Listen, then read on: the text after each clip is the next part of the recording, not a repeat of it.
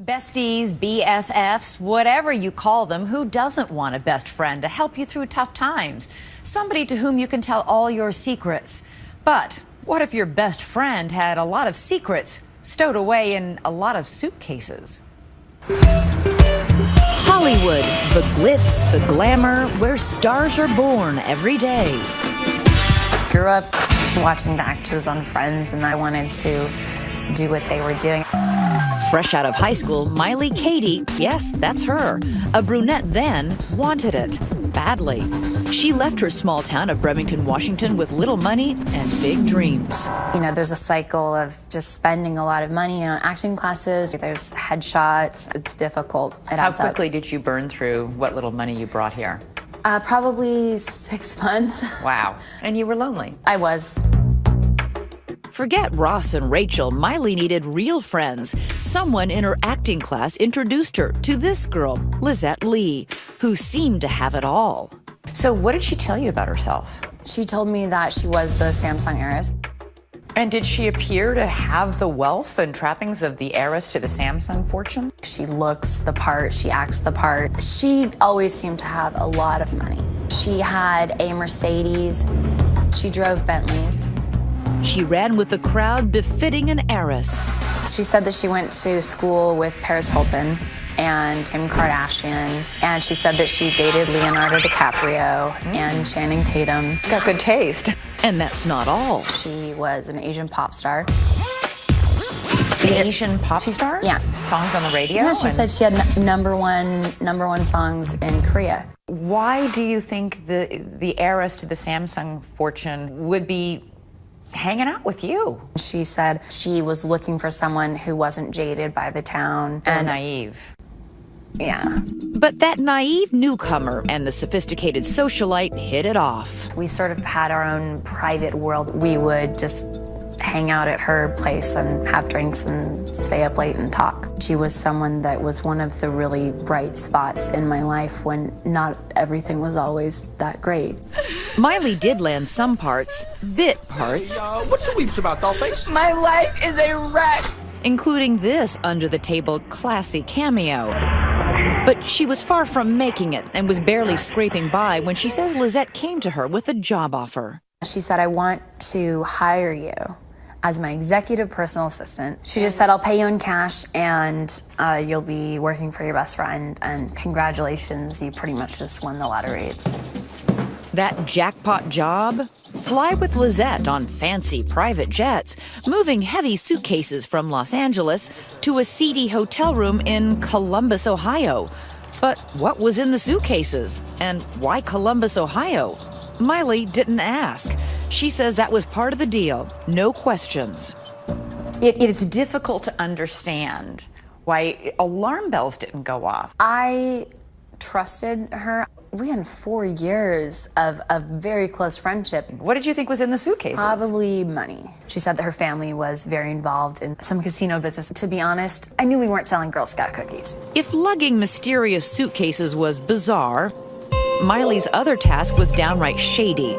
Wiring money, a lot of it, $40,000 through Meili's own personal bank account, all to pay for those lavish private jets. Why would she ask you to put that money in your personal checking account? That was something that I was very uncomfortable about. She said, you know what? Your job is so easy. I don't know what you're complaining about.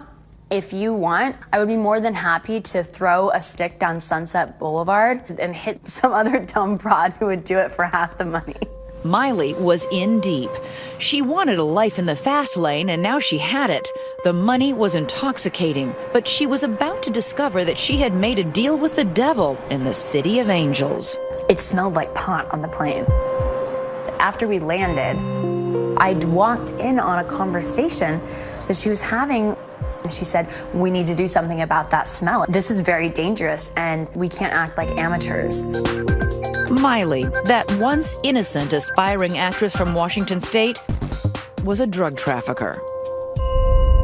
I know it might sound hard to believe, but I didn't have that conversation with Lizette that would go something like, when were you going to tell me that we're smuggling drugs? This is illegal. So why didn't you say those things to Lizette? I was very afraid. We were drug dealers, and we were dealing with other drug dealers. Believe it or not, Meili kept working, kept going on those drug runs. Little did she know her BFF was about to land her a date with the DEA. They were making these flights frequently. They always had a lot of baggage with them, but they always gave a different reason why they were flying to Columbus. All inconsistent if it was just an innocent flight. June 14th, 2010. As Meili and Lizette flew across state lines, DEA agents began preparing for their arrival. We were observing. Once everyone was loaded up, our surveillance units moved in to stop them. I looked up and I saw 30 or so DEA agents, and I looked to my right, and there was a machine gun aimed at my face. Wow. They brought drug dogs out. The drug dog alerted to the presence of the odor of narcotics. At that point, we had reason and sufficient probable cause to search the vehicles. The jig was up. Investigators discovered a jaw-dropping 500 pounds of marijuana. That's a lot of suitcases. Over the next few months, law enforcement learned more, that all those trips, many involving Meili, moved more than 7,000 pounds of marijuana, worth more than $3 million. And Meili says she finally realized her faux friend had also been playing a role the whole time. That is when things started to unravel. She's been lying about everything. A lot of things. Lizette's age, her relationships with stars, her private school background, that pop star career. Meili says so much of what Lizette told her over the last 5 years were lies. As for that Samsung connection, the company denies any relation to Lizette Lee. Did you feel gullible? I felt like an idiot. I mean, I was completely duped. She lied about everything. Everything. Everything. And I was looking at 5 to 40 years in prison. Lizette and Meili both pled guilty to conspiracy to distribute marijuana. Lizette is serving a 6-year sentence in a federal prison, but Meili, who cooperated with authorities, only had to serve 1 month, followed by a year of house arrest. It's changed my life permanently. Drug trafficker, convicted felon, former inmate.